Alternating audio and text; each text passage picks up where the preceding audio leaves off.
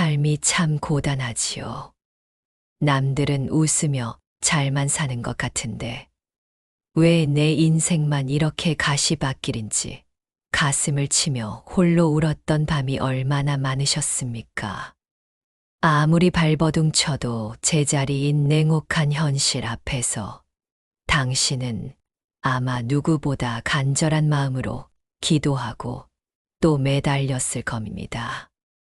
그 간절함이 하늘에 닿지 않는 것 같아 원망스럽기도 하고 지쳐버린 몸과 마음을 어디 하나 기댈 곳 없어 서러웠던 그 심정, 제가 감히 다 헤아릴 수는 없겠지만 오늘 이 시간만큼은 당신의 그 축 처진 어깨를 가만히 토닥여 드리고 싶습니다. 우리는 누구나 행복해지기 위해 이 땅에 왔습니다. 그런데 왜 이렇게 사는 게 힘이 드는 걸까요? 부처님께서는 이미 2500년 전 우리와 똑같은 고뇌를 하셨고 그 끝에서 영원히 시들지 않는 평안의 길을 찾아내셨습니다. 오늘 전해드릴 이야기는 그저 스쳐 지나가는 말이 아닙니다. 고통의 바다를 건너느라 흠뻑 젖은 당신에게 부처님께서 띄워보내는 구원의 뗏목과도 같은 귀한 이야기입니다. 가만히 되돌아보면 우리는 늘 바깥 세상을 향해 무언가를 채워달라고 애원해왔습니다. 돈을 달라, 사랑을 달라, 이 지긋지긋한 괴로움을 없애달라. 하지만 부처님께서는 말씀하셨습니다. 모든 것은 오직 마음이 지어내는 것이다. 밖에서 불어오는 바람에 위태롭게 흔들리는 촛불처럼 우리의 행복이 오직 외부 조건에만 달려 있다면 우리는 죽는 날까지 불안할 수밖에 없습니다. 당신이 그토록 힘들었던 이유는 어쩌면 당신이 못나거나 부족해서가 아니라 세상을 바라보는 마음의 창문이 눈물과 한숨으로 흐려져 있었기 때문일지 모릅니다. 거울 속에 비친 내 얼굴에 얼룩이 묻었다고 해서 거울을 닦는 사람은 없습니다. 내 얼굴을 닦아야 거울 속 모습도 깨끗해지듯 당신의 운명이 꽃피려면 당신의 마음자리가 먼저 맑아져야 합니다. 밖을 향해 뻗었던 손을 거두고 조용히 당신의 내면을 들여다봐야 할 때입니다. 이제 자책은 그만 내려놓으십시오. 내가 전생에 무슨 죄를 지어서 라며 스스로를 갉아먹는 생각은 자비로신 부처님께서 가장 안타까워하시는 모습입니다. 당신은 본래 맑고 깨끗한 불성을 품은 더없이 귀한 존재입니다. 잠시 삶의 먹구름에 가려져 있었을 뿐, 그 뒤에는 여전히 찬란한 태양이 빛나고 있음을 믿으셔야 합니다. 억지로 애쓰지 않아도 괜찮습니다. 그저 이 말씀들이 당신의 메마른 가슴에 촉촉이 스며들도록 가만히 귀 기울여 주세요. 마음이 편안해지는 그 순간 꼬였던 인연의 실타래가 스르르 풀리고 막혔던 재물운의 물꼬가 트이는 신비로운 경험을 하게 될 것입니다. 이 영상이 끝날 즈음이면 무겁게 짓누르던 삶의 무게가 한결 가벼워져 있음을 느끼실 겁니다. 그리고 깨닫게 될 것입니다. 행복은 저 멀리 있는 파랑새가 아니라 바로 지금 숨 쉬고 있는 당신의 마음 속에 이미 와 있었다는 사실을 말이지요. 당신의 고단했던 지난날을 따뜻하게 안아주고 희망찬 내일로 안내할 부처님의 지혜, 그 아름다운 여정을 지금 바로 시작합니다. 부디 편안한 마음으로 당신의 운명을 바꾸는 이 귀한 시간에 함께 해 주십시오.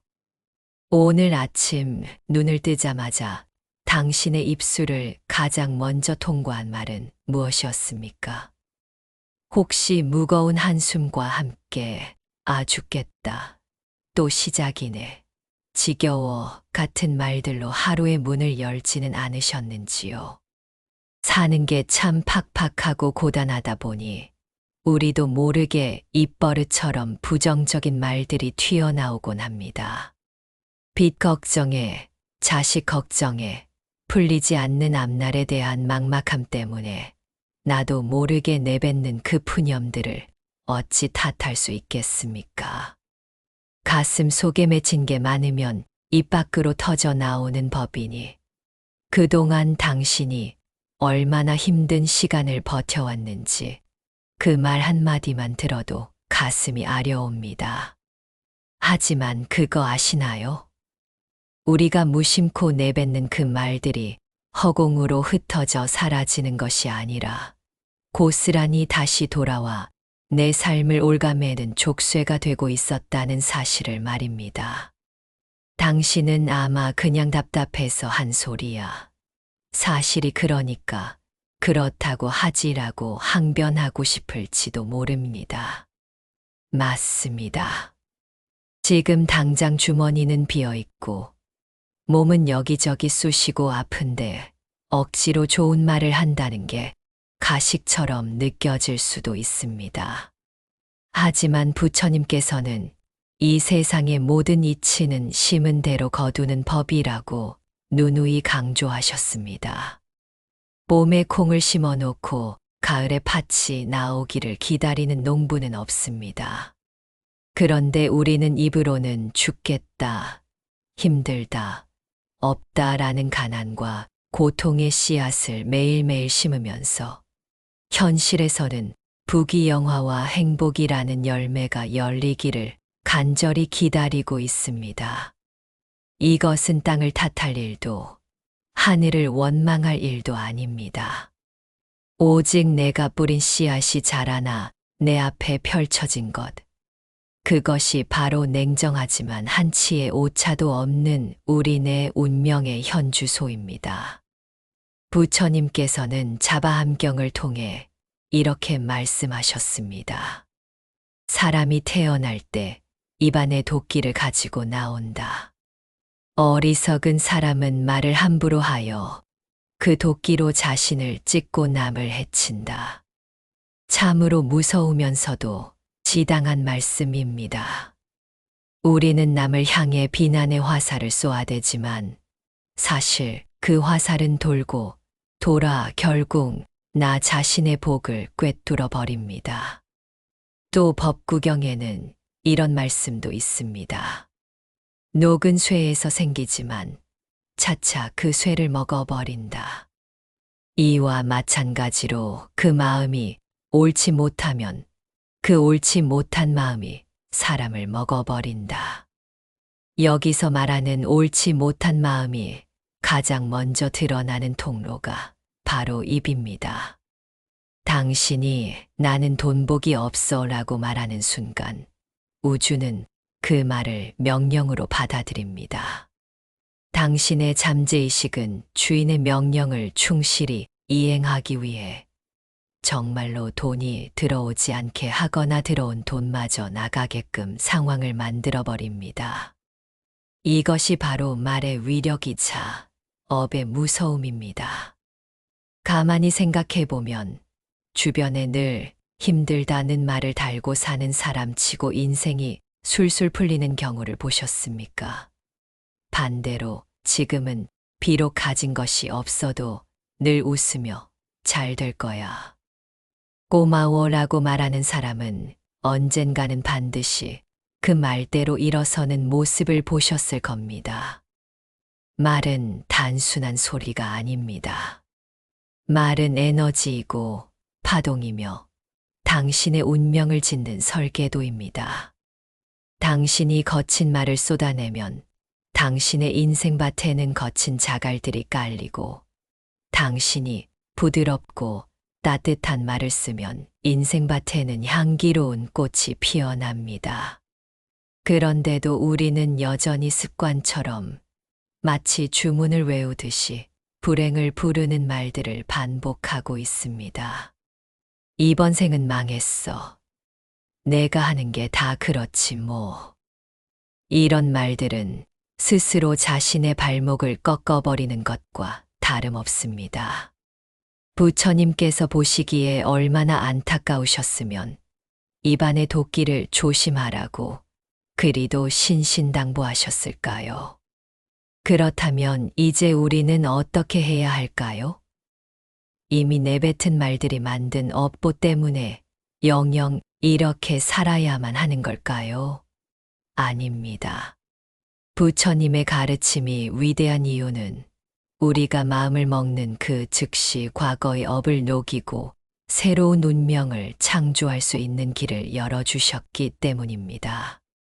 지금 이 순간부터 당신의 언어 습관을 바꾸어 나가야 합니다. 거창한 기도가 필요한 것이 아닙니다. 돈이 드는 것도 아닙니다. 그저 입 밖으로 나가는 말의 물기를 바꾸는 것만으로 충분합니다. 가장 먼저 해야 할 일은 없는 것이 아니라 있는 것을 말하는 연습입니다. 돈이 없다. 대신 돈이 들어올 공간이 생겼다라고 말해 보십시오. 몸이 아프다. 대신 내 몸이 나아가고 있다라고 말해 보십시오. 이것은 현실을 부정하는 것이 아니라 현실을 대하는 당신의 태도를 긍정의 방향으로 트는 것입니다. 말이 바뀌면 생각이 바뀌고 생각이 바뀌면 행동이 바뀌며 행동이 바뀌면 습관이 바뀌고 습관이 바뀌면 비로소 운명이 바뀝니다. 이 거대한 변화의 시작점이 바로 당신의 혀끝에 달려 있습니다. 힘든 일이 닥쳐왔을 때 예전 같으면 아이고 큰일 났다라고 했을 상황에서 이제는 이렇게 말해보세요. 이 일이 나에게 어떤 깨달음을 주려고 왔을까? 이 고비만 넘기면 얼마나 큰 복이 오려고 일어나. 이렇게 말을 바꾸는 순간 당신을 둘러싼 공기의 흐름이 바뀝니다. 나쁜 기운은 부정적인 말에 들러붙는 것을 좋아하고 좋은 기운은 긍정적이고 밝은 말에 머무는 것을 좋아합니다. 당신의 입을 귀한 복이 드나드는 대문으로 만드십시오. 험한 말, 남을 깎아내리는 말, 자신을 비하하는 말로 그 대문에 가시덩굴을 치지 마십시오. 대신 감사와 칭찬, 축복의 말로 대문을 활짝 열어두십시오. 그러면 천리 밖에서도 귀인이 당신의 그 향기로운 말소리를 듣고 찾아올 것입니다. 오늘부터 아침에 눈을 뜨면 가장 먼저 자신에게 따뜻한 축복의 말을 건네기로 말입니다. 거울 속에 비친 당신의 얼굴을 보며 고생했다, 사랑한다, 오늘도 좋은 일이 생길 거야 라고 소리 내어 말해 주십시오. 처음에는 쑥스럽고 어색해서 입이 잘 떨어지지 않을 수도 있습니다. 눈물이 핑 돌 수도 있습니다. 하지만 그 말을 듣는 당신의 영혼은 춤을 추기 시작할 것입니다. 자신이 존중받고 있음을, 사랑받고 있음을 느끼며 당신의 내면에 잠들어 있던 거인 같은 힘이 깨어날 것입니다. 부처님께서는 한마디의 따뜻한 말이 한겨울의 추위도 녹인다라고 하셨습니다. 당신의 말이 당신의 인생을 따뜻하게 데우는 난로가 되어야지 당신을 얼어붙게 만드는 칼바람이 되어서는 안 됩니다. 이제 당신의 입술은 불평과 불만을 배설하는 배출구가 아니라 희망과 축복을 생산하는 보물창고가 되어야 합니다. 부디 당신의 그 귀한 입으로 스스로의 존엄을 해치지 마십시오. 당신은 말하는 대로 이루어질 수 있는 무한한 잠재력을 가진 존재입니다. 지금 이 영상을 보고 계신 당신, 마음속으로 한번 따라 해 보십시오. 나는 날마다 모든 면에서 점점 더 좋아지고 있다. 나에게는 감당할 수 없을 만큼 큰 복이 쏟아지고 있다. 이 말이 씨앗이 되어 당신의 무의식 밭에 심어졌습니다. 정성껏 물을 주고 햇볕을 쬐어주는 것은 이제 당신의 몫입니다. 나쁜 말이 나오려 할 때마다 멈칫하고 다시 좋은 말로 고쳐 말하는 그 찰나의 노력이 쌓여 당신의 운명을 기적처럼 바꿀 것입니다. 혹시 지금 이 순간에도 떠올리기만 하면 치가 떨리고 자다가도 벌떡 일어날 만큼 미운 사람이 가슴 한구석에 박혀 있지는 않으신지요. 믿었던 사람에게 당한 배신, 억울하게 빼앗긴 돈, 가슴에 대못을 박은 모진 말들. 그 기억들이 시도 때도 없이 당신을 괴롭혀 숨조차 편히 쉬지 못하게 만들고 있을 겁니다. 저 인간 때문에 내 인생이 이렇게 꼬였다라는 생각에 분통이 터져 눈물 쏟은 날이 하루 이틀이 아님을 잘 압니다. 당신의 그 억울함, 그 분한 마음을 어찌 다 헤아릴 수 있겠습니까? 잘못은 분명 그 사람이 했는데 왜 고통은 온전히 나의 몫이어야 하는지 하늘이 원망스럽기도 하겠지요. 너무나 당연한 감정입니다. 당신이 속 좁은 사람이어서가 아닙니다. 너무 아프게 찔렸기 때문에 피가 멈추지 않는 것입니다. 하지만 당신, 우리가 냉정하게 한번 들여다봐야 할 것이 있습니다. 그 사람을 미워하며 밤새 저주를 퍼붓고 화를 사귀느라 가슴을 치는 동안 정작 그 사람은 다리 뻗고 편안하게 자고 있을지도 모른다는 사실입니다. 참으로 기막히고 억장 무너지는 일이지요. 내가 이토록 괴로운데 상대방은 아무렇지 않게 산다는 것이 더욱 화가 날 것입니다. 그런데 더 무서운 것은 그 미움이라는 독버섯이 그 사람을 해치는 것이 아니라 바로 당신의 몸과 마음, 그리고 당신의 앞날까지 야금야금 갉아먹고 있다는 점입니다. 억울해서라도 우리는 이 지옥 같은 고통의 굴레에서 벗어나야 합니다. 그 누구를 위해서가 아니라 바로 귀하고 소중한 당신 자신을 살리기 위해서 말입니다. 부처님께서는 화를 내는 것에 대해 아주 명쾌하고도 무서운 비유를 남기셨습니다. 화를 품고 있는 것은 마치 달궈진 숯덩이를 손에 쥐고 누군가에게 던지려는 것과 같다. 그 숯덩이에 가장 먼저 대는 것은 바로 너 자신의 손이다. 한번 상상해 보십시오. 멀겋게 달아오른 숯을 손에 꽉 쥐고 상대를 노려보고 있는 당신의 모습을요.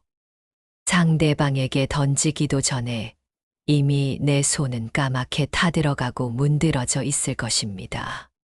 우리가 품고 있는 미움, 원망, 복수심이 바로 이 뜨거운 숯덩이와 같습니다. 두고 보자. 내가 망하는 꼴을 꼭 보고 말겠다라고 되뇌는 순간 우리 몸속에서는 독극물보다 더 해로운 기운이 퍼져나갑니다. 피가 탁해지고 얼굴빛이 어두워지며 맑았던 영혼은 검은 연기에 휩싸입니다. 또한 부처님께서는 원망은 원망으로 갚으면 끝내 사라지지 않는다. 오직 참으면서 용서해야만 사라지니 이것은 영원히 변치 않는 진리다라고 하셨습니다. 내가 받은 만큼 돌려주겠다는 마음은 인연의 끈을 더욱 질기고 악독하게 묶어버립니다. 이번 생에 그 빚을 다 갚지 못하면 다음 생에까지 쫓아가서 서로 물고 뜯는 악연이 반복된다고 합니다. 생각만 해도 끔찍하지 않습니까? 지금 당신의 운명이 꽉 막혀 풀리지 않는 가장 큰 이유 중 하나가 바로 이 마음의 체증 때문일 수 있습니다. 미움이라는 커다란 바위가 가슴을 짓누르고 있는데 그 좁은 틈으로 어떻게 복이 들어오고 재물이 들어오겠습니까? 당신이 아무리 열심히 살고 기도를 해도 밑 빠진 독에 물 붓기였던 이유는 바로 이 독의 바닥을 미움이라는 망치가 깨뜨려 놓았기 때문입니다. 이제 당신은 선택해야 합니다. 그 미운 사람을 계속 가슴에 품고 평생을 지옥 속에서 살 것인가? 아니면 그 사람을 내 마음에서 쫓아내고 천국 같은 평온을 되찾을 것인가? 여기서 말하는 용서란 그 사람이 지은 죄가 없다고 면죄부를 주는 것이 결코 아닙니다.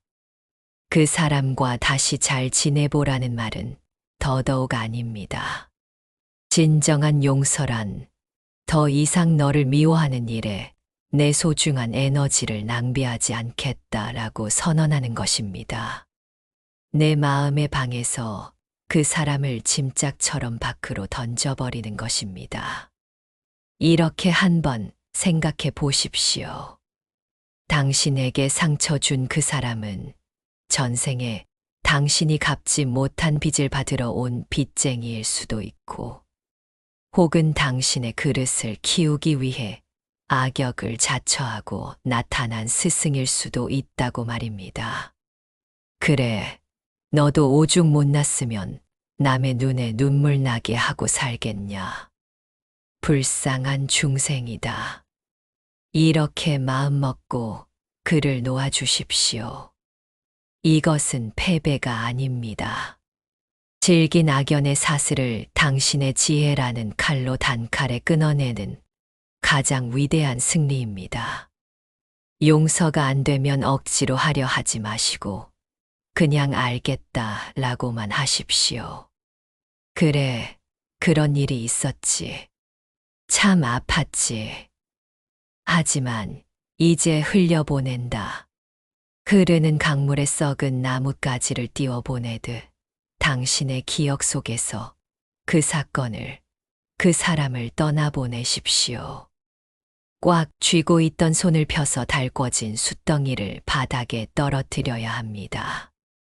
그래야 당신의 손에 약을 바르고 세살을 돋게 할 수 있습니다.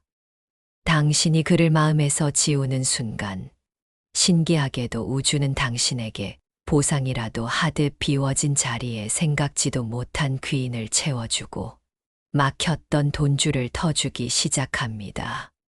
이것이 바로 비워야 채워진다는 우주의 법칙입니다. 쓰레기로 가득 찬 방을 치워야 새 가구를 들일 수 있듯이 미움으로 가득 찬 마음을 청소해야 부와 행운이 들어와 앉을 수 있습니다. 오늘 이 시간 이후로 누군가 미워질 때마다 가슴에 손을 얹고 이렇게 말해 주십시오. 나는 나를 사랑하기에 내 마음에 지옥을 만들지 않겠다. 그리고 미운 그 사람의 얼굴이 떠오르면 마치 투명 인간을 대하듯 무심하게 지나치십시오. 그 사람에게 쏟을 감정조차 아깝다고 생각하십시오. 당신의 감정은 너무나 고귀해서 당신을 사랑해주고 아껴주는 사람들에게 쓰기에도 시간이 부족합니다. 지난날의 상처가 욱신거려올 때면 스스로를 안아주며 토닥여 주십시오. 그동안 미워하느라 그 무거운 마음의 짐 지고 사느라 정말 고생 많았다. 이제 다 내려놓고 편안해지자. 눈물이 나면 실컷 울어도 괜찮습니다. 그 눈물은 당신의 영혼을 씻어내는 정화수가 될 것입니다. 부처님의 자비광명이 당신의 상처난 가슴을 어루만져 주실 것입니다. 부디 기억하십시오. 최고의 복수는 당신이 보란 듯이 행복하게 잘 사는 것입니다. 당신이 미움의 감옥에서 걸어 나와 활짝 웃는 그 순간, 당신을 괴롭혔던 모든 어둠은 힘을 잃고 사라질 것입니다. 이제 그만 족쇄를 풀고 자유의 날개를 펴십시오. 당신은 행복해질 자격이 충분하고도 넘치는 사람입니다. 텅 빈 충만함 속에서 당신만의 꽃길이 열리기를 간절히 바랍니다. 미움이 사라진 그 자리에 찬란한 복의 씨앗이 떨어지고 있으니 이제는 거두어드릴 일만 남았습니다. 당신의 마음이 곧 극락이고 당신이 머무는 곳이 곧 법당입니다. 편안해지십시오. 부디 편안해지십시오. 오늘도 하루를 살아내느라 얼마나 애쓰셨습니까? 남들 눈에는 별일 아닌 것처럼 보여도 오늘 하루 밥 한 끼, 커피 한 잔 값을 고민하며 가슴 졸여야 했던 당신의 속사정을 누가 알겠습니까? 통장 잔고가 바닥을 보일 때마다 마치 내 인생의 바닥이 드러난 것만 같아 심장이 쿵 하고 내려앉는 그 공포를 겪어보지 않은 사람은 모릅니다. 친구 경조사 연락이 오면 축하하는 마음보다 이번 달 생활비도 빠듯한데 어쩌나 하는 걱정이 앞서고 그러다 보면 사람 만나는 것도 피하게 되고 점점 외딴 섬처럼 고립되어 가는 그 서글픔. 나도 넉넉하게 베풀며 살고 싶다.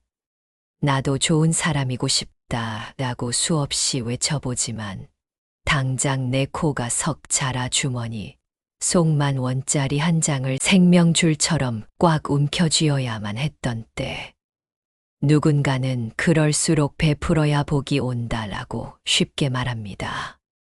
하지만 그 말이 당신에게는 비수처럼 꽂혔을지도 모릅니다.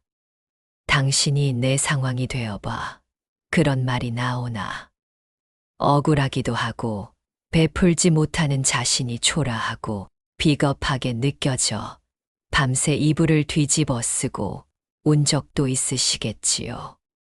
부디 스스로를 자책하지 마세요. 당신이 인색해서가 아닙니다. 당신 마음이 좁아서가 절대 아닙니다. 그동안 삶이 당신을 너무 벼랑 끝으로 몰아세웠기에 살기 위해 무너지지 않기 위해 본능적으로 웅크릴 수밖에 없었던 것입니다. 그 떨리는 손으로 마지막 남은 희망을 놓치지 않으려 애썼던 당신의 그 처절한 몸부림을 부처님께서는 다 알고 계십니다. 가여운 내 자식아, 그동안 얼마나 무섭고 외로웠느냐 하며 지금 당신의 젖은 눈물을 닦아주고 계십니다. 가만히 눈을 감고 주먹을 꽉 쥐어보세요. 있는 힘껏 쥐면 질수록 손톱이 살을 파고들고 손이 하얗게 질려옵니다. 아프겠지요. 네, 아프실 겁니다. 부처님께서도. 우리에게 베풀라 하신 것은 우리에게 있는 것을 빼앗아 남을 주라는 명령이 결코 아니었습니다. 단지 우리가 움켜쥔 그 손이 너무 아파 보였기 때문입니다. 이제 그만 힘을 빼도 된다.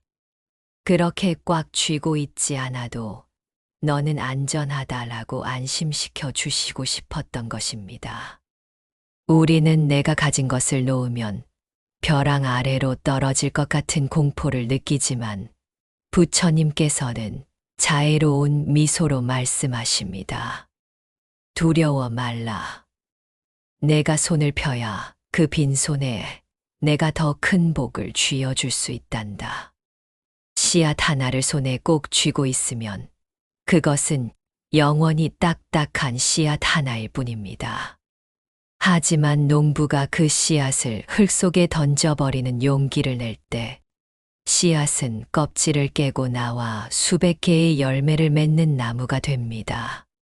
당신이 지금 겪고 있는 이 지독한 가난과 결핍은 어쩌면 당신이 품고 있는 그 귀한 씨앗을 세상 밭에 심을 때가 되었다는 신호일지도 모릅니다. 부처님은 당신이 굶주리기를 원치 않으십니다. 오히려 당신이 풍요의 바다에서 헤엄치기를 누구보다 바라십니다. 다만 그 바다로 가기 위해서는 지금 붙잡고 있는 썩은 동아줄을 놓아야 한다는 것을, 그래야 튼튼한 황금 동아줄을 잡을 수 있다는 것을 일깨워 주고 싶으신 겁니다. 그래도 저는 당장 줄 돈이 없어요. 가진 게 몸뚱이뿐인데 어떡해요? 하며 울먹이는 당신에게 부처님은 세상에서 가장 따뜻한 해법을 주셨습니다. 바로 돈 한 푼 없어도 지을 수 있는 7가지 복, 무제칠시입니다. 이 이야기를 들으면 당신은 놀랄 것입니다. 당신이 얼마나 가진 게 많은 부자인지 깨닫게 될 테니까요. 첫째, 당신에게는 따뜻한 눈빛이 있습니다.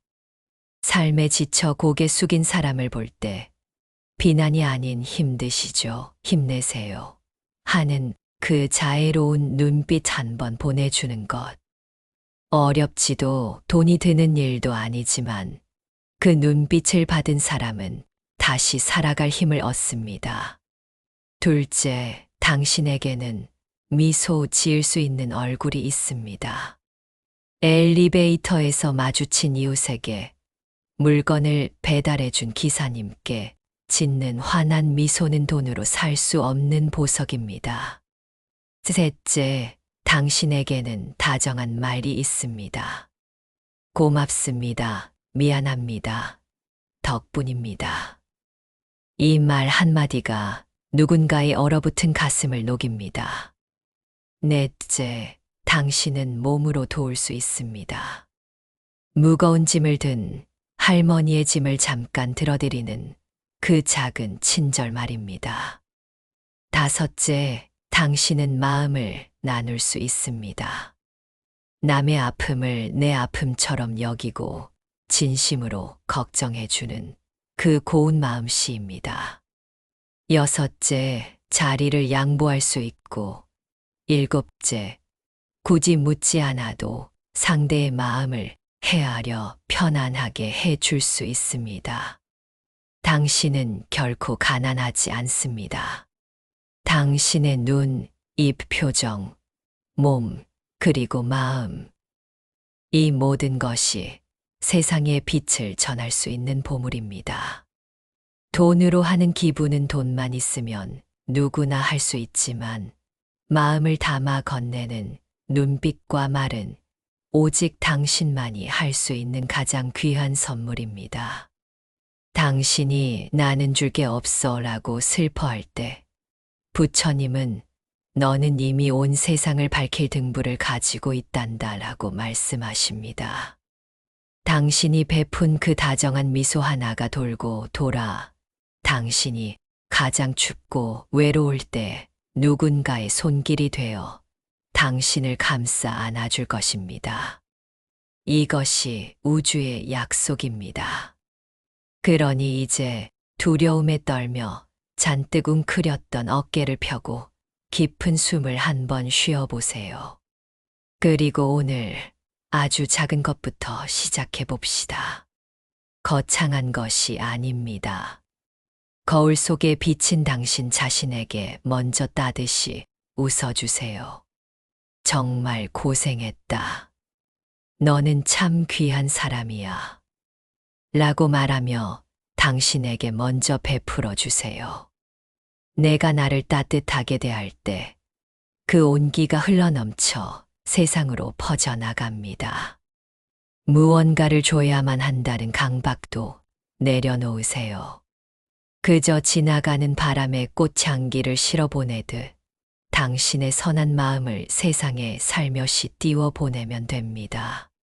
당신이 손을 펴고 마음을 여는 순간 꽉 막혀 있던 운명의 수로가 뚫리고 맑은 물이 콸콸 쏟아져 들어올 것입니다. 비워야 채워집니다. 이것은 당신의 것을 뺏으려는 게 아니라 당신에게 더 좋은 새 것을 채워주려는 부처님의 사랑입니다. 당신은 이제 더 이상 결핍에 시달리는 가난한 영혼이 아닙니다. 미소 하나로, 말 한마디로 세상을 아름답게 만드는 복의 주인입니다. 오늘 당신이 베푼 작은 친절이 밤하늘의 별처럼 빛나 당신의 앞길을 환하게 비춰줄 것입니다. 부디 걱정 말고 안심하고 행복해지세요. 지금 당신의 마음을 가장 어지럽히고 있는 것은 무엇입니까? 혹시 눈에 넣어도 아프지 않을 자식이 내 뜻대로 되지 않아 속이 새까맣게 타들어가고 계신가요? 다 큰 자식이 자리를 잡지 못해 방황하는 모습을 볼 때마다 마치 내 잘못인 것만 같아 가슴을 치고 늦은 밤까지 잠 못 이루며 전전긍긍하고 계신지는 않는지요. 아니면 한때는 남부럽지 않게 잘 나갔던 지난날의 영광이 신기루처럼 사라져 버린 현실을 받아들이지 못해 내가 왕년에는 이러지 않았는데 하며 과거의 그림자 붙들고 눈물 짓고 계신가요? 그것도 아니라면 이미 인연이 다해 떠나간 사람을 놓지 못해 텅 빈 방에서 홀로 그리움과 원망 사이를 오가며 시름 앓고 계신가요? 당신이 그것을 놓지 못하는 이유는 욕심 때문이 아닐 겁니다. 너무나 사랑하기 때문에, 내 목숨보다 소중하기 때문에, 혹은 내가 흘린 피와 땀이 너무나 사무치게 아깝기 때문에 차마 손에서 놓지 못하는 그 절절한 심정. 어찌 남들이 다 알겠습니까? 이제 그만 잊어라, 자식 걱정 끊어라 하는 말들이 얼마나 야속하게 들릴지 잘 압니다. 잊으려고 노력할수록 더 선명하게 떠오르고 놓으려고 할수록 불안함이 엄습해와 더 꽉 움켜쥐게 되는 것이 사람 마음이니까요. 하지만 당신 그렇게 밤새 속을 끓이며 애태우는 동안 정작 당신의 몸과 마음은 바짝 마른 장작처럼 타들어가고 있음을 알고 계십니까? 거울 속에 비친 눈동자가 나 좀 살려줘 라고 소리치고 있는 것만 같습니다. 부처님께서는 우리가 겪는 괴로움의 뿌리에는 언제나 집착이 도사리고 있다고 말씀하셨습니다. 그리고 아주 슬픈 비유를 하나 들어주셨지요. 어리석은 원숭이가 좁은 병 속에 들어있는 달콤한 사탕을 꺼내려 손을 넣었다. 사탕을 한 움큼 쥐자 주먹이 커져 손을 뺄 수가 없게 되었다. 원숭이는 사탕을 놓으면 손을 뺄 수 있음을 알면서도 그 달콤함을 포기하지 못해 결국 사냥꾼에게 잡히고 만다.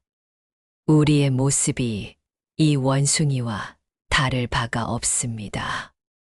자식이라는 사탕, 과거라는 사탕, 연인이라는 사탕. 그것을 꽉 쥐고 있느라 정작 더 넓은 자유와 행복이라는 숲으로 나아가지 못하고 고통의 감옥에 갇혀 있는 것입니다.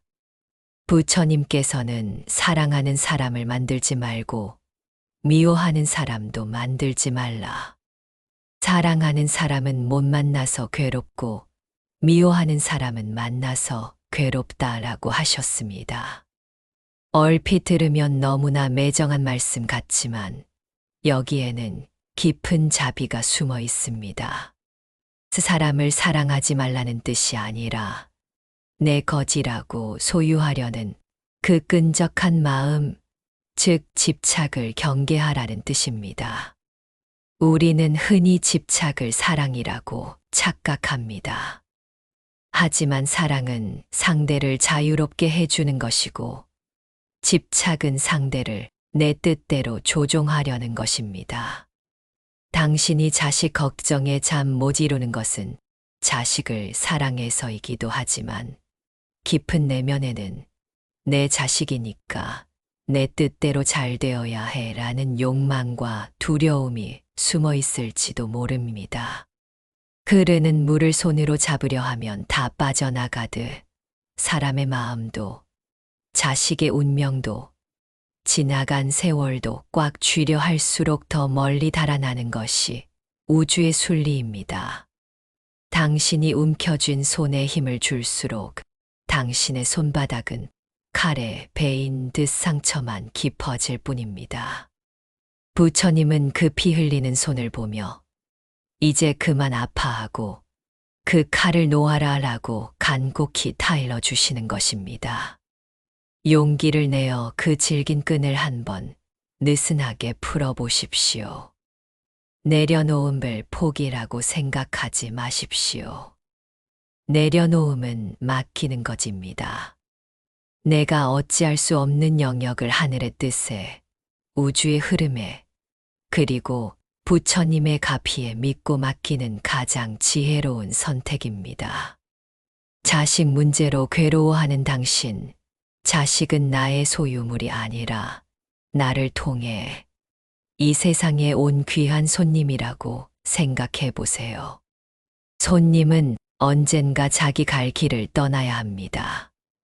당신이 아무리 대신 아파해 주고 싶어도 자식이 겪어야 할 몫의 비바람은 자식이 맞아야 단단한 나무로 자랍니다.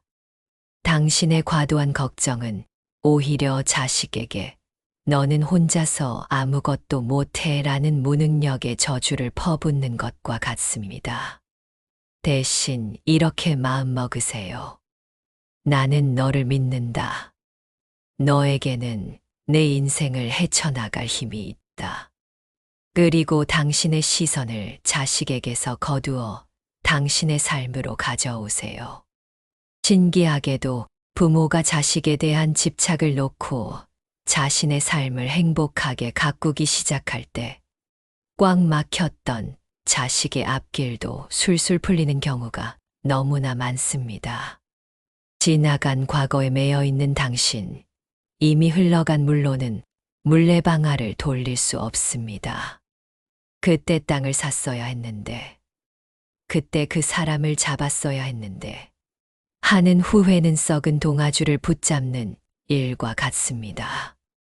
썩은 동아줄을 붙잡고 있으면 튼튼한 새 동아줄이 내려와도 잡을 손이 없습니다. 과감하게 놓으십시오. 그래, 그 시절 참 찬란했다. 내 인생의 아름다운 한 페이지였다. 하고 쿨하게 책장을 넘기십시오. 그래야 다음 장에 쓰여질 더 흥미진진한 이야기를 만날 수 있지 않겠습니까? 떠나간 인연에게도 부디 잘 살아라 하고 축복해주며 보내주십시오. 빈자리가 생겨야 그 자리에 당신을 진정으로 아껴줄 귀인이 들어올 수 있습니다. 눈을 감고 상상해 보십시오. 양손 가득 무거운 돌덩이를 들고 끙끙대며 산을 오르던 당신이 이제 그 돌덩이를 툭 하고 바닥에 내려놓는 모습을요, 어떠신가요? 어깨가 한결 가볍지 않나요? 땀을 닦을 여유도 생기고 길가에 핀 예쁜 꽃도 눈에 들어오지 않나요?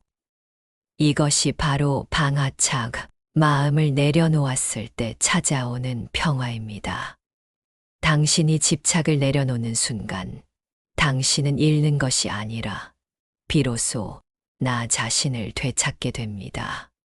자식의 엄마도 누구의 아내도 과거의 사장님도 아닌 온전하고 존엄한 당신으로 돌아오는 것입니다.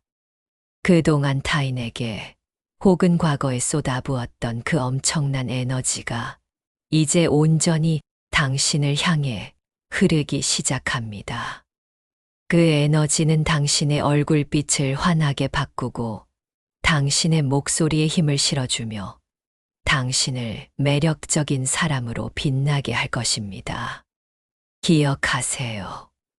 당신은 무엇을 꽉 쥐고 있어서 귀한 존재가 아닙니다. 아무것도 쥐지 않아도 그저 존재만으로도 이미 충분히 빛나는 우주의 보석입니다.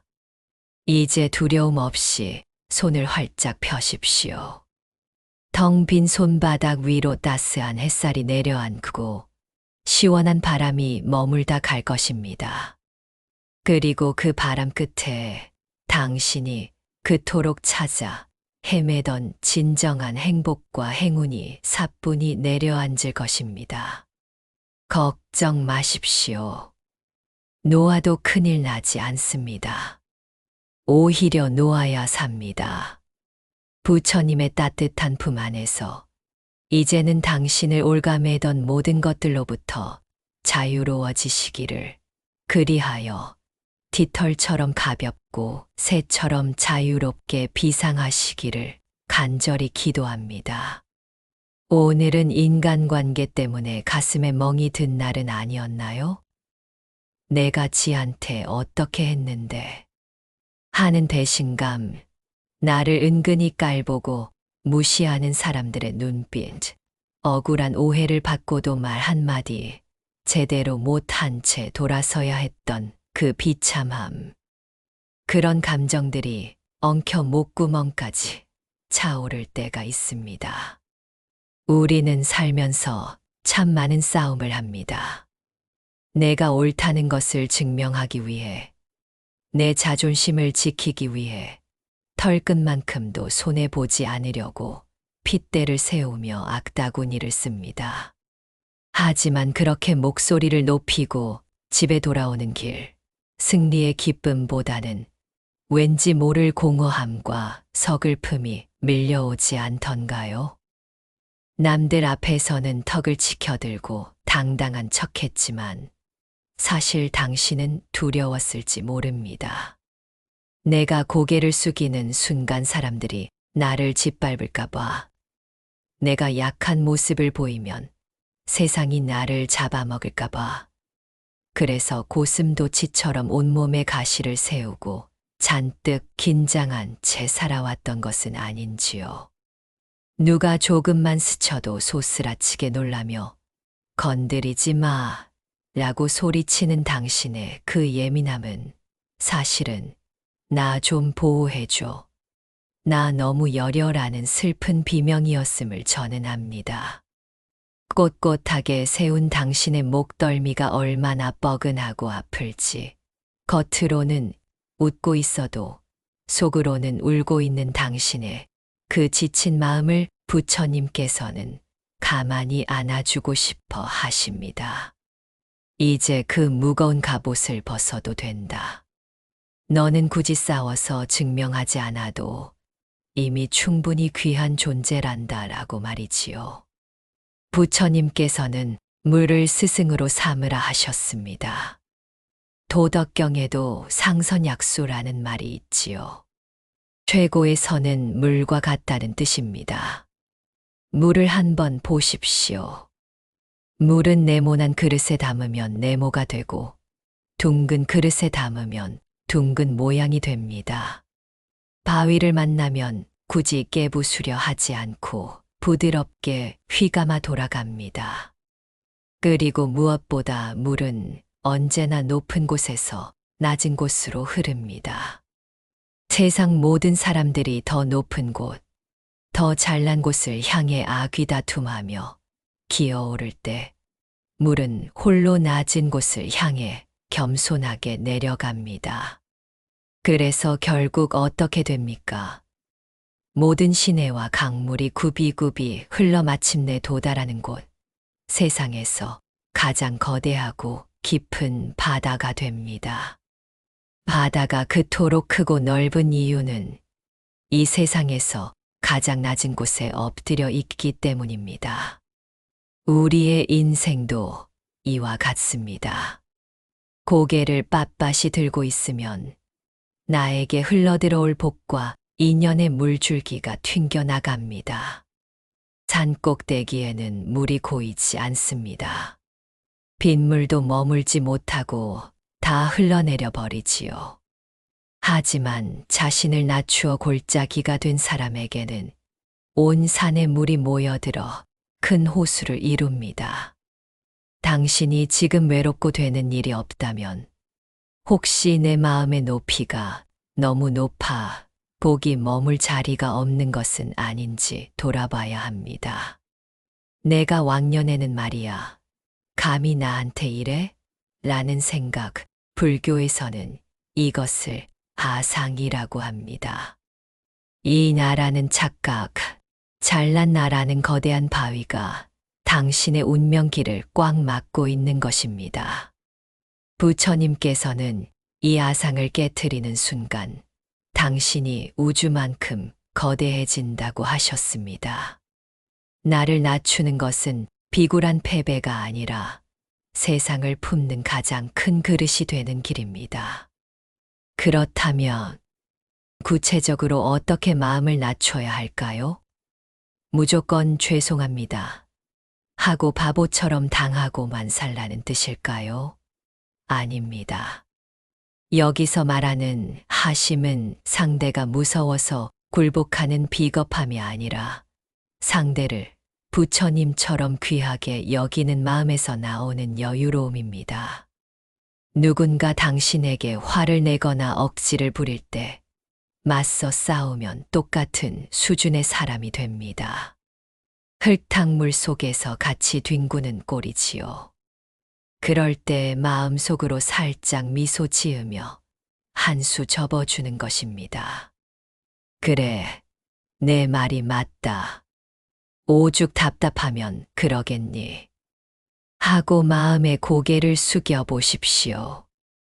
마치 철없는 손주가 때를 쓸 때 할머니가 그래, 우리 강아지 말이 다 맞아 하고 받아주는 것처럼 말입니다. 겉으로 보기에는 당신이 진 것 같지만 실상은 당신이 그 사람을 품어버린 것입니다. 당신은 어른이 되고 상대는 아이가 되는 순간입니다. 신기하게도 당신이 바짝 엎드리면 당신을 향해 날아오던 비난의 화살이 당신을 맞히지 못하고 허공을 가르게 됩니다. 당신이라는 표적이 사라졌기 때문입니다. 부드러운 것은 부러지지 않습니다. 태풍이 불 때 아름드리 큰 나무는 뿌리째 뽑혀도 부드러운 갈대는 춤을 추듯 흔들리며 살아남습니다. 당신의 자존심을 내려놓고 부드러운 갈대가 되어 보십시오. 뻣뻣한 자존심은 당신을 고립시키지만 따뜻한 겸손은 당신에게 수많은 귀인을 불러옵니다. 사람들이 당신 곁에 있으면 왠지 편안하고 존중받는 느낌이 들어 자꾸만 찾게 됩니다. 그것이 바로 인복입니다. 나를 낮추는 연습을 할 때 가장 좋은 방법은 절을 하는 것입니다. 꼭 절에 가지 않아도 좋습니다. 잠들기 전 오늘 만난 모든 인연에게 마음속으로 큰 절을 올려보십시오. 나를 힘들게 한 사람에게조차 당신 덕분에 인내를 배웠습니다. 하고 절을 해보십시오. 나의 가장 높은 머리를 바닥에 대는 행위는 나의 교만을 꺾고 내 안의 불성을 깨우는 의식입니다. 그렇게 매일 마음을 낮추다 보면 어느새 당신의 눈빛은 깊어지고 얼굴에는 온화한 빛이 감돌게 될 것입니다. 이제 더 이상 아등바등하며 당신을 증명하려 애쓰지 마세요. 당신이 굳이 내가 옳아 라고 소리치지 않아도 진실은 언젠가 드러나게 마련입니다. 억울한 일이 있어도 조금만 긴 호흡으로 기다려 보세요. 흙탕물은 휘저을수록 더 탁해지지만 가만히 두면 저절로 맑아집니다. 당신의 억울함도 분노도 가만히 지켜보며 흘려보내면 저절로 가라앉고 본래의 맑은 마음이 드러납니다. 오늘부터 우리는 바다 같은 사람이 되어 봅시다. 더러운 물이 들어온다고 해서 바다가 더러워지던가요? 아닙니다. 바다는 그 모든 것을 받아들여 스스로 정화하고 다시 푸른 생명수로 만듭니다. 당신의 마음 그릇을 바다처럼 키우세요. 누가 돌을 던져도 퐁당하고 삼켜버리면 그만입니다. 당신이 낮아지면 낮아질수록 세상은 당신을 귀하게 여겨 높은 곳으로 올려줄 것입니다. 이것이 우주의 법칙이자 부처님의 약속입니다. 고개를 숙이는 당신의 모습은 비굴하지 않습니다. 오히려 가장 숭고하고 아름답습니다. 벼는 익을수록 고개를 숙인다고 하지요. 당신이 인생의 깊은 이치를 깨닫고 무르익어 가고 있다는 증거입니다.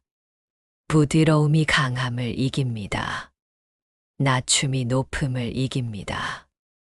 이제 당신은 싸우지 않고도 이기는 법을 알았습니다. 그 넉넉하고 평화로운 마음으로 당신에게 다가오는 모든 복을 하나도 놓치지 말고 다 담으시기를 축원합니다. 당신은 이미 세상에서 가장 넓고 깊은 바다입니다. 하루를 마무리하고 자리에 누웠을 때, 아, 오늘도 참 감사한 하루였다라는 말이 저절로 나오시던가요? 솔직히 말씀드리면 그런 날보다 아이고, 죽겠다. 산 넘어 산이네라는 한숨이 먼저 터져 나오는 날이 훨씬 많을 것입니다.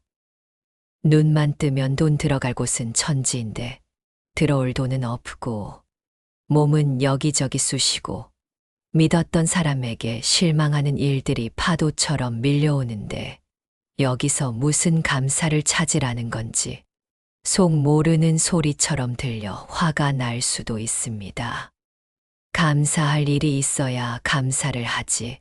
맨날 억울하고 힘든 일투성인데 라고 외치고 싶은 그 답답한 심정 너무나 당연합니다.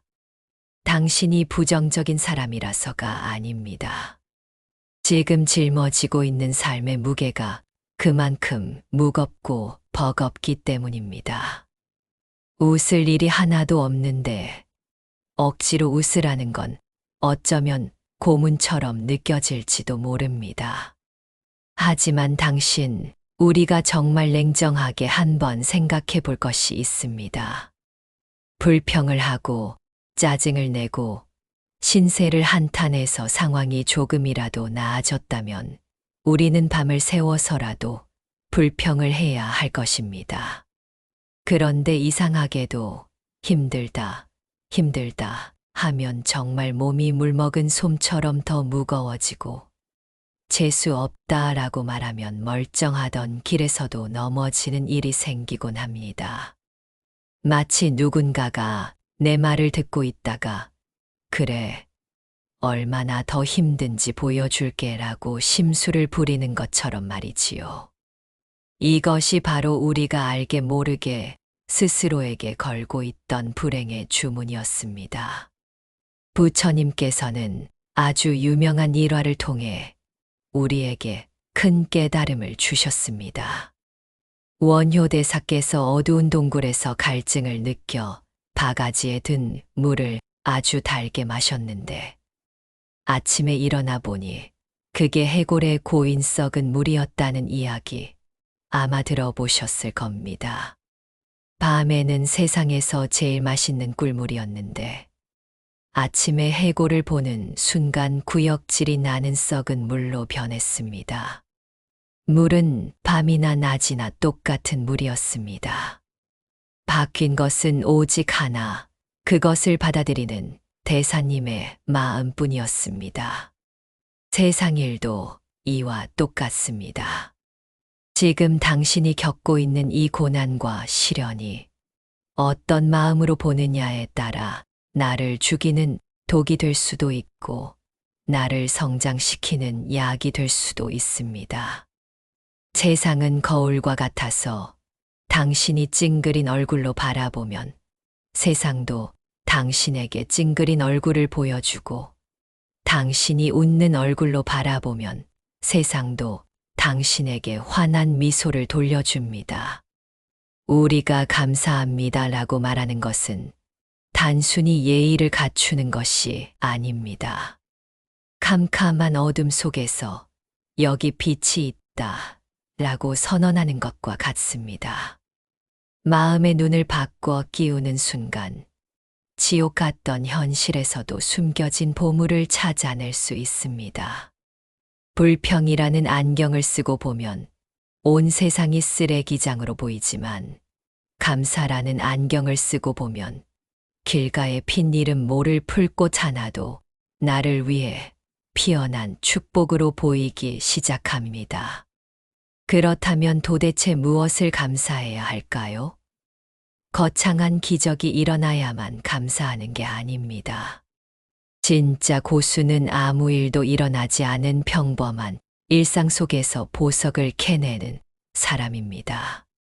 아침에 눈을 떴을 때 오늘 하루를 살아갈 생명이 붙어 있음에 감사합니다. 따뜻한 커피 한 잔을 마실 수 있는 여유에 감사합니다. 나를 보고 꼬리를 흔드는 강아지에게, 창문 틈으로 들어오는 햇살에게 감사합니다. 처음에는 마음이 내키지 않아도 괜찮습니다. 그냥 입버릇처럼 그래도 감사합니다를 붙여보세요. 버스를 놓쳤다면 덕분에 좀 더 걷게 되어 운동했네.